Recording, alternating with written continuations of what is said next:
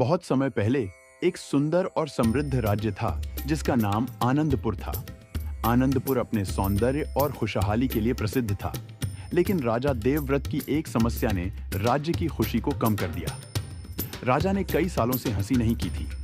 उनकी गंभीरता और चुप्पी ने पूरे महल और राज्य पर उदासी की परछाई डाल दी थी। राजा की इस स्थिति को देखकर मंत्री ने ऐलान किया कि जो भी राजा को हंसा देगा उसे सोने से तौलकर इनाम दिया जाएगा।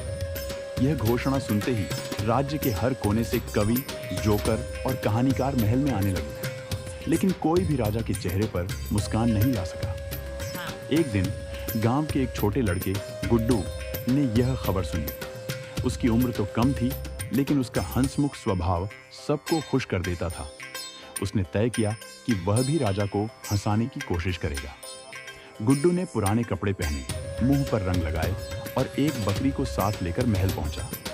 राजा ने उसे देखकर पूछा, तुम यहाँ क्यों आए हो बालक? गुड्डू ने झुककर कहा, महाराज, मैं आपका दरबार का सबसे बड़ा विद्वान बनने आया हूँ। यह सुनते ही मंत्री और सैनिक हंस पड़े। राजा ने गंभीर स्वर में कहा, तो तुम्हारा ज्ञान हमें सुनाओ। गुड्डू ने बकरी की तरफ इशारा करते हुए कहा, महाराज, यह मेरी गुरु है। यह मेरे सभी सवालों के जवाब देती है। राजा ने दिलचस्पी से पूछा, अच्छा, तो इसका ज्ञान दिखाओ। गुड्डू ने बकरी के कान में कुछ कहा और बकरी मेम कर उठी।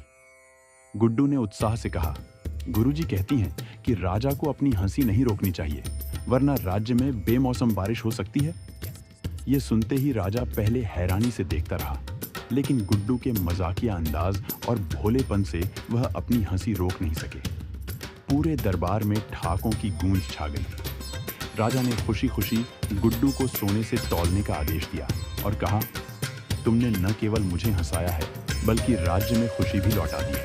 अब यह राज्य फिर से आनंदपुर कहलाएगा। गुड्डू की समझदारी और मासूमियत ने न केवल राजा को हंसाया, बल्कि राज्य में हमेशा के लिए हंसी का माहौल बना दिया।